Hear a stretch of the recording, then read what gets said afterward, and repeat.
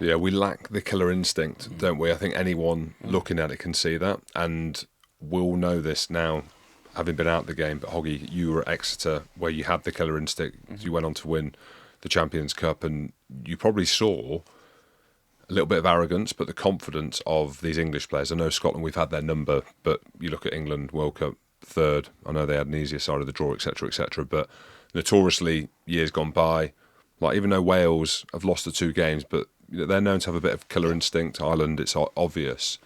We've always lacked killer instinct, and I think a little bit of that is around confidence. We're not arrogant. We're too humble. We're apologetic about what we are. Do you know what I mean? Yeah. And it's like that was the game there, and I said after the game, I was like, if you don't know what it feels like to be Scottish, you do now. Could have, should have, would have. And people who have a short memory be like, oh, you know, should have won that game. We're good. The referee. If you've got a longer memory and you go back to even when I was playing, right, 2010, speak about that, winning against Wales, 10 points or something, 4 minutes to go, and we managed to butcher the game. Yeah. That was like the headline one, but there was loads. We're in games. Could have, should have, would have. Just didn't have the killer instinct. Just didn't have the arrogance, the shoulders back to be like, you know what, fucking, you know, It's cut the throat. that's what I mean about, you know, really maximising your opportunities. If Scotland scored another try before half time or started playing more in the second half that got them the lead, if they score one try, the confidence goes through the roof and the belief starts to build even more so than what it was prior to the game. And I've been in many an occasion. I found it more with Exeter than I did with Scotland, that we're pushing for tries, and when we get one, you get another one, and then you start to believe. You start to, you know, back your skill set. You put the carrot in front of the donkey with the forward pack and make sure we're continually going forward. Scotland are just like almost sitting back at times, waiting for something to unfold, and then instead of, you know, grabbing the game by the scruff of the neck. And that's something I've been in that team for, you know, the last 11 years, and it's always been the case. It has. Because we're 1 or 2 tries away from putting teams to the sword. But if you think about, like, so we're critical of Scotland here, right? But the last 2 games, like, effectively, the last play of the game against Wales, Duan puts the ball down on someone's ankle. Yeah. Right, so no bonus point. Yeah. Okay. Yeah. And it flips that mentality. Scotland finished with a bonus point there. I think they actually get the feel-good factor, that belief you get out of having not won in Wales 22 years, right? And it's different. And they probably go and beat France. But then against France, that ball doesn't land on the foot first, and we can talk about whether it is or not. Like, we know it's probably a try, but effectively that ball goes on. It was a yeah, try. that was right. That ball goes, but it's actually the same, like, little part of a leg that stops France, Exactly.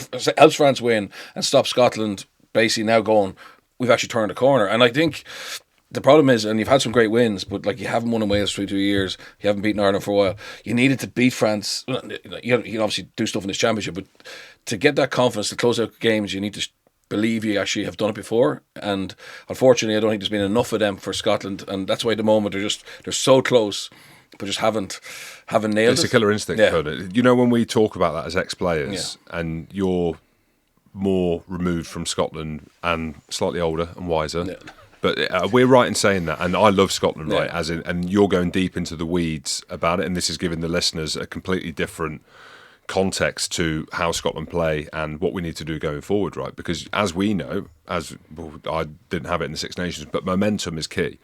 And the killer instinct of getting a bonus point in Wales, as poorly as we played in the second half, or as good as Wales played, and beating France. But we're on for a Grand Slam. Yeah. And you can be the hype man, which I am talking about it. We're on for a Grand Slam.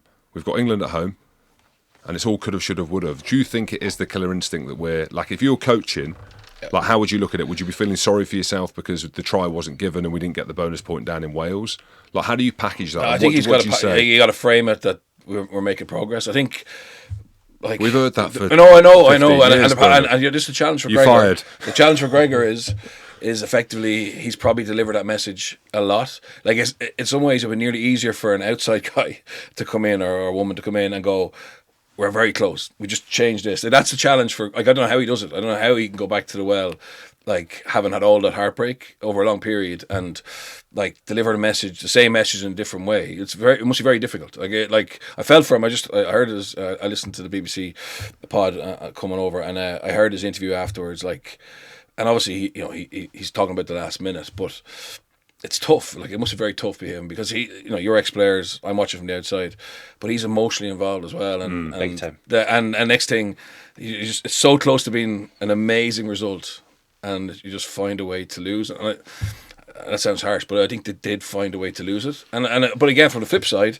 you say, look, we've had no ball against Wales the second half. We go chase that bonus point. We have a backs play that gets us into 22, and Duan should score. Yeah. And again, and Kyle Rowe makes, you know, it's a really good play to get Kyle Rowe away. We should score. So, like, from a coaching perspective, we're getting in the right position. Exactly. So Gregor's putting them in the positions to go and win the game. Yeah, and they have talent. It's a talented team, I think. Yeah, but we need to transfer that into wins. Bernard, just last thing on that. So this is a different team, but the Italian under-20s came to Cork last week and should have beaten Ireland, right? And they lost by 2 points or whatever. And this is supposed to be the best Irish under-20s team ever.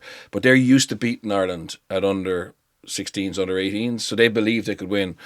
The same skills coach that I met on Sunday morning, like when he said, when we scouted Ireland, we didn't see any weaknesses. It's very hard for that senior team to believe that they're going to win. So, and I'm not saying Scotland aren't a development team, but they just need to get a couple of, you know. But you're paying lip service to that. That's massive. Yeah. Because I talk about this being a once-in-a-generation team, and it is, Hoggy, you know it. Like, you're in it. Like, you've just literally come out of it. Like, you've been in it for years.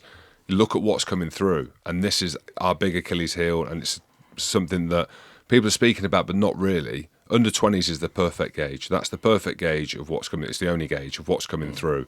And people talking about Italy, yeah, they're getting better. We know that in a couple of years' time, they're going to be there or thereabouts because of the performances, like you just said. I wasn't aware that they beat Ireland. We they beat Ireland win, as well. Yeah, they beat Ireland, under 18? No, oh yeah, they're actually used to beating us. So Italy under 20s are brilliant, right? Yeah, they were very competitive. They should have beaten us.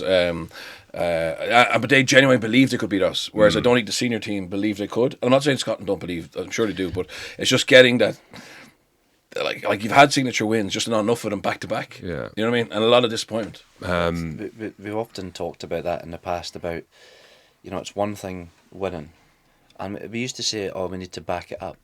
It's not about backing it up; it's about bettering it, for me, because the belief comes when you're in the nitty gritty sides, and you close out games and you win games. That's when you start to get better, and you're touching on, you know, if, buts and maybes. We beat France at the weekend. The belief grows, and you start to, you know, build confidence within this side that something special is happening. The difference between going into training this week and next week is the fact that we're coming off the back of a loss on a game that we should have won. Like, I'd much rather, you look at England the past couple of weeks, they've not played great rugby, but they're winning games. Scotland are playing an attractive brand of rugby, and it's working for us at times, but we're still coming away from test matches with defeats to our name. And everything grows when you win games. And it's, as I said, you score another try, you probably score another 2 or 3 because France are out of it. Momentum swings are massive. And this is the killer instinct you're touching on.